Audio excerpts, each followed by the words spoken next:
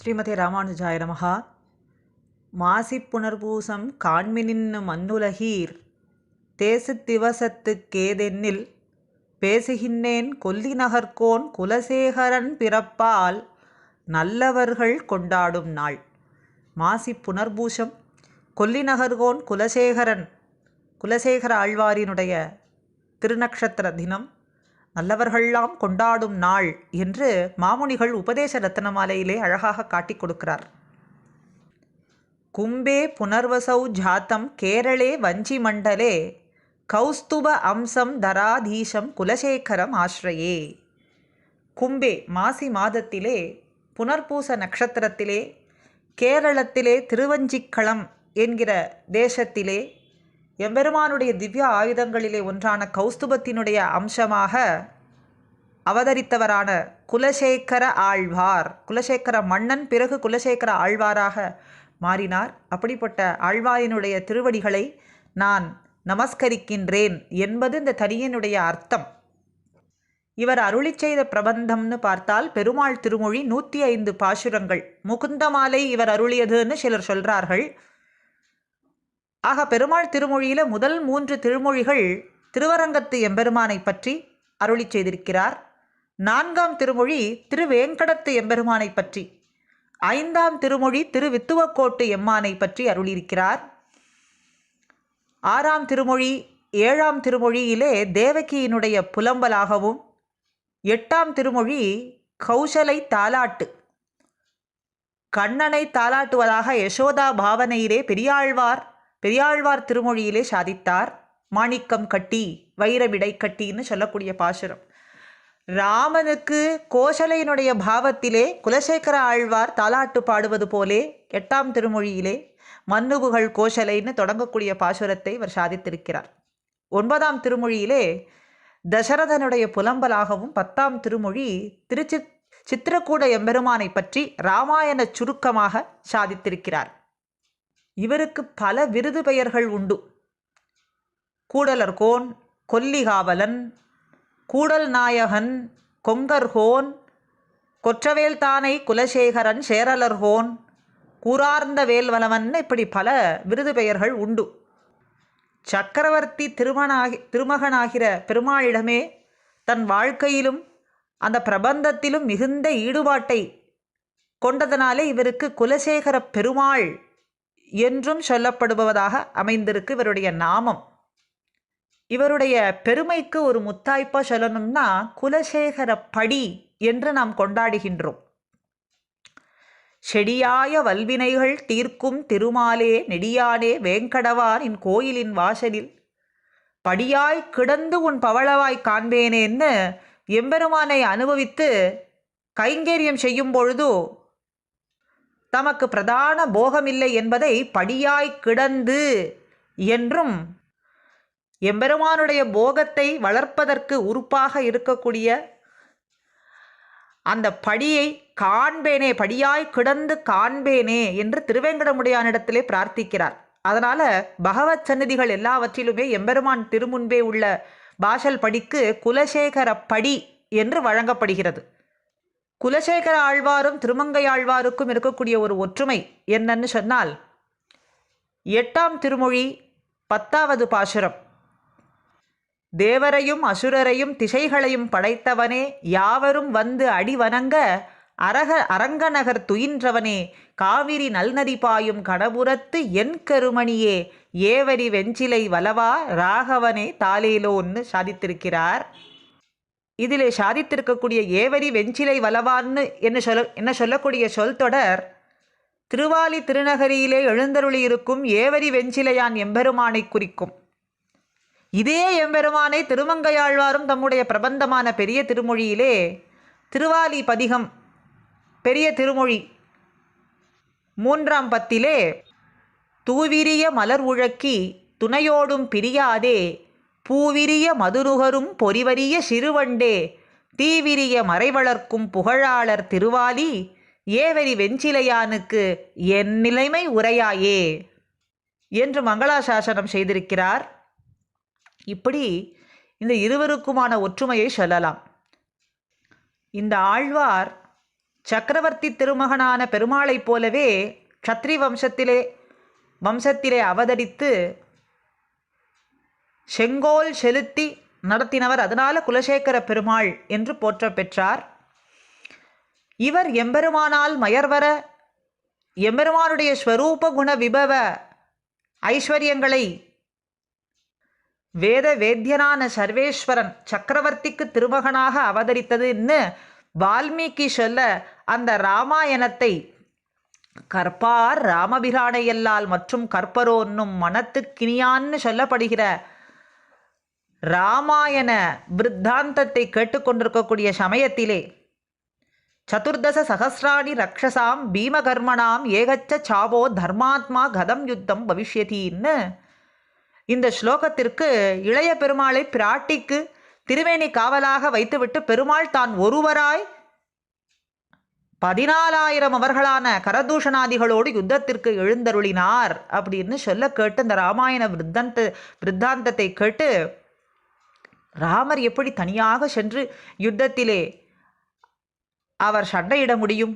என்கிற பிரேமா அதிசயத்தாலே தாமும் கிளம்ப வேண்டும் என்று தன்னுடைய சைன்யத்தை எல்லாம் திரட்டி கொண்டு செல்ல வேண்டும் என்று ஆணையிட்டார். அப்படி கலங்கி நின்ற குலசேகர ஆழ்வார் அவருடைய கலக்கத்தை தவிர்க்க மந்திரிகள் சில வைஷ்ணவ உத்தமர்களை எதிரே வரச் சொல்லி அவர்களினுடைய வாயிலாக தம் திருஷ்வான்கிற ஸ்லோகத்தை வியாக்கியானம் சொல்லும்படிக்கும் சொல்லி 14,000 ராட்சசர்களையும் தாம் ஒருவராகவே நிரசனம் பண்ணி ஆசிரமம் எழுந்தருளினார் என்ற பெருமாளினுடைய வீரத்துக்கு உகந்து ஜனககுல சுந்தரியான சீதா பிராட்டி பெருமாளை ஆலிங்கனம் பண்ணி ஆஸ்வசிப்பித்தாள் அப்படின்னு இந்த வைஷ்ணவ உத்தமர்கள் சொல்ல கேட்டு அதற்கு பிறகு ஆழ்வாரும் அதி சந்தோஷத்தோடு மீண்டும் எழுந்தருளினார் என்று சொல்லப்படுகிறது. பல்லாண்டு பாடும் பாகவதர்கள் கூட்டத்திலே பாடுவதையும் ஆடுவதையும் அவர்களோடு மன்னன்கிற பற்றை அறுத்து பாகவதன்னு சொல்லிக்கொள்வதிலே பெருமைப்பட்டு கொண்டு வாழ்ந்து வந்தார் குலசேகர ஆழ்வார்னு இவருடைய பெருமைகளை சொல்லிக்கொண்டே போகலாம். திருவேங்கடத்து எம்பெருமானிடத்திலே ஏதேனுமாக பிறப்பேனேன்னு பிரார்த்தித்தார். கடைசியிலே ஒரு படியாய் கிடந்து உன் பவளவாய் காண்பேனேன்னு முடித்தது போல பல பெருமைகளை சொல்லிக்கொண்டே செல்லலாம். அதே மாசி புனர்பூசத்திலே அவதரித்தவரான கந்தாடையாண்டான் சுவாமி கும்பே புனர்வசௌ ஜாத்தம் ராமானுஜ குரும்பஜே அகரோத் எதிராஜாச்சாம் ரங்கே பூதபுரேஷயா. மாசி புனர்பூசத்திலே அவதரித்தவரான கந்தாடையாண்டான் சுவாமியினுடைய தனியன். இவருடைய அவதார ஸ்தலம் திருவரங்கம். தகப்பனார் முதலியாண்டான் சுவாமியே, ஆச்சாரியன் எம்பெருமானார், திருக்குமாரர் கந்தாடை தோழப்பர். இவருக்கு திருநாமங்கள்னு பார்த்தா ராமானுஜதாசர் கந்தாடையாண்டான் என்று இவருக்கு திருநாமங்கள். இவருக்கு சிஷ்யரே தன்னுடைய திருக்குமாரர் கந்தாடை தோழப்பரே ஆவார். கந்தாடையாண்டான் என்ற நாமத்துக்கு அர்த்தம் என்ன? சுவாமி முதலியாண்டானுக்கு வெகு நாட்களாக புத்திரபாக்கியம் இல்லாதிருந்த சமயத்திலே மிகவும் வருத்தப்பட்டு கிளேசப்பட்டு கொண்டிருக்கக்கூடிய சமயத்திலே ராமானுஜரிடத்திலே அப்பொழுது அவருக்கு கோவிலிலிருந்து தளிகை பிரசாதம் வந்தது. அந்த பிரசாதத்துக்கு மேலே நம்பெருமாளினுடைய வஸ்திரம், நம்பெருமாள் திருவேணி சம்பந்தப்பட்ட வஸ்திரமானது போர்த்தப்பட்டிருந்தது. அப்பொழுது கந்தாடை, கந்தமான ஆடை, கந்தமாக இருக்கக்கூடிய ஆடை அவருக்கு கிடைத்ததனாலே இதை பார்த்து ஏதோ ஒரு நல்ல விஷயம் தென்படுகிறது. அதனாலே முதலியாண்டான் உமக்கு சீக்கிரமே புத்திரபாக்கியம் உண்டாக போகிறது என்று சொன்னார். அதனால் அந்த கந்தமான ஆடை அதை பார்த்து சுவாமி ராமானுஜர் சொன்னதனாலே கந்தாடை என்று பெயர் வர காரணமானது.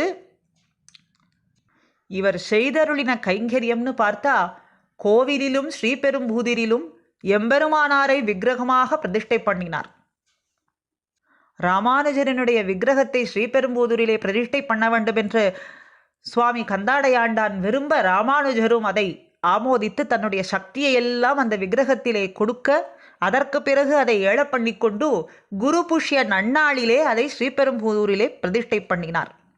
அந்த குரு புஷ்ய வைபவ மகோத்சவம் என்பது 3 நாட்கள் கொண்டாடப்படக்கூடிய வழக்கமாக இன்றும் இருந்து வருகிறது. திருவாதிரை அன்று தொடங்கி புஷ்யத்தன்று முடியக்கூடியது. சர்வகாலத்திலும் சர்வ சேத்தனருக்கும் சேவியமாம்படி இருக்க வேண்டும் என்று இதை சுவாமி கந்தாடையாண்டான் ராமானுஜ விக்கிரகத்தை பிரதிஷ்டை பண்ணினார் என்று சொல்லப்படுகிறது. சுவாமி ராமானுஜ உற்சவ திருமேனியையும் ஸ்ரீரங்கத்திலேயும் பிரதிஷ்டை பண்ணி ராமானுஜ மகோத்சவம் திருவாதிரை நன்னாளிலே பின்னாலே வரக்கூடியவர்களும் கொண்டாட வேண்டும்படியாக செய்தார். மார்கழி மாதத்திலே 30 நாட்களும் மகோத்சவம் கொண்டாடும்படியாகவும் தளிகை அமுது பெரிய சன்னதி நம்பிமார் எதிராஜருக்கு சமர்ப்பிக்கும்படியும் ஏற்படுத்தினார். அந்தந்த நாட்களிலே திருமொழி திருவாய்மொழி இயற்பா சேவிக்கும் பொழுது ஆழ்வார்களோடு ராமானுஜரும் அந்தந்த சன்னதிக்கு ஏழப்பண்ணும்படிக்கும் ஏற்படுத்தினார். வார்த்தா மாலையிலே கந்தாடையாண்டான் அருளி செய்த ஒரு வார்த்தை, ஸ்ரீ வைஷ்ணவன் சம்சார மண்டலத்திலே இருக்கக்கூடிய இருப்பை சீதா பிராட்டி ராவண பவனத்திலே இருந்து காட்டினாள் என்று ஒப்பிட்டு சொல்றார். எப்படி? பிராட்டி இளைய பெருமாளிடத்திலே அருளி செய்த வார்த்தை பெருமாள் திருவடிகளை அகற்றினது போல இவனுக்கு பாகவத அபச்சாரம் திருவடிகளை அகற்றும். இளைய பெருமாளிடத்திலே அபச்சாரப்பட்டாள், அதனாலே பெருமாளை பிரிந்திருக்கும்படியா நேர்ந்தது. அதுபோல ஒரு பிரபன்னனுக்கு பாகவத அபச்சாரம் என்பது ஏற்பட்டால் திருவடிகளை அகற்றும், பெருமாள் திருவடிகளிலிருந்து நம்மை அகற்றிவிடும். அடுத்ததாக பிராட்டிக்கு ராவண ஸ்பர்ஷம் போலே நமக்கு தேக சம்பந்தம். மூன்றாவது, பிராட்டிக்கு அங்கே இருக்கக்கூடிய ராட்சசிகள்லாம் மிரட்டல் பயமுறுத்துவது செய்தது போலே நமக்கு விஷய பிராபன்யம், விஷயங்கள் எல்லாம் நமக்கு ராட்சசிகள் போலே, விஷயத்தில் ஈடுபாடு கொள்வதும் நமக்கு ராட்சசிகளுடைய பயமுறுத்தல் போலேன்னு மூன்றாவது சொன்னார். நாலாவது, பிராட்டிக்கு மாரீஷ தர்சனம் போலே நமக்கெல்லாம் விஷய பிராபன்யம். பிராட்டிக்கு ராவண தர்சனம் போலே நமக்கெல்லாம் இந்திரியங்கள்னு சொல்லப்படுறது. ராவண தர்சனத்தை எப்படி பார்த்தாலோ அதுபோல நமக்கெல்லாம் இந்திரியங்கள். பிராட்டிக்கு திருவடி தோன்றினது போலே திருவடி தோன்றி ஆஸ்வசிப்பித்து ராமன் வருவார், நிச்சயம் கைக்கொள்வார் என்று தர்மப்படி சொன்னது போலே நமக்கெல்லாம் ஆச்சாரியன் தோன்றுகிறார். ஆறாவது, பிராட்டிக்கு திருவடி ராம குணங்களையெல்லாம் எடுத்து சொன்னது போலே இவனுக்கு ஆழ்வார்களினுடைய அருளி செயல்களையெல்லாம் ஆச்சாரியன் உபதேசிக்கிறார். ஏழாவது, பிராட்டிக்கு திருவடி மோதிரத்தை தந்தது, அந்த வரலாற்றை சொன்னது போல இவனுக்கு ஆச்சாரியன் அருளி செய்த குரு பரம்பரையெல்லாம் சொல்றார். எட்டாவது, பிராட்டிக்கு திருவடி மோதிரம் கொடுத்தது போல இவனுக்கு ஆச்சாரியன் அருளி செய்த திருமந்திரம் ஆறது. சிறிய திருவடியானவர் பிராட்டிக்கு மோதிரத்தை தந்து அவளை தேற்றினது போல ஆச்சாரியனானவன் நமக்கு திருமந்திரத்தை உபதேசிக்கிறார். ஒன்பதாவது, பிராட்டிக்கு விபீஷண ஆழ்வானின் பெண் பிள்ளைகள் எப்படி உற்ற துணையாக இருந்தார்களோ அப்படி நமக்கெல்லாம் ஸ்ரீ வைஷ்ணவர்கள் உற்ற துணையாக இருப்பார்கள். கடைசியாக, பிராட்டிக்கு விரோதியான ராவணாதிகளை நிரசித்து பெருமாள் பிராட்டியை எழுந்தருள பண்ணி கொண்டு போனது போல இவனுக்கு விரோதியான இந்த பிரகிருதி சம்பந்தத்தையே அறுத்து எம்பெருமான் பரமபதத்துக்கு கொண்டு செல்வார் அப்படின்னு இந்த வார்த்தா மாலையிலே சுவாமி கந்தாடையாண்டார் அருளி செய்த வார்த்தையானது. இந்த வார்த்தைகளை அறிவதோடு மட்டுமல்லாமல் அனுஷ்டிக்க வல்ல ஸ்ரீ வைஷ்ணவன் உயிரோடு இருக்கும் வரையில் எந்த ஒரு ஆபத்தும் இல்லாமல் இருந்து எம்பெருமானுடைய திருவடிகளை பெறுவான் என்பது உறுதியாகிறது என்றும் சொல்லப்படுகிறது. இப்படி சுவாமி கந்தாடையாண்டானினுடைய வைபவங்களையும் சொல்லிக்கொண்டே போகலாம். காலத்துக்கு தகுந்தது போல சுருக்கமாக நாம் இன்று அனுபவித்தோம்.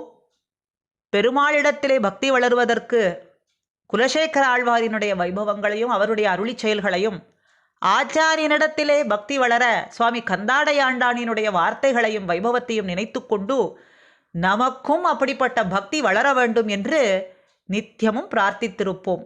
ஸ்ரீமதே ராமானுஜாய நமஹா. குலசேகர ஆழ்வார் திருவடிகளே சரணம். சுவாமி கந்தாடையாண்டான் திருவடிகளே சரணம். அடியேன்.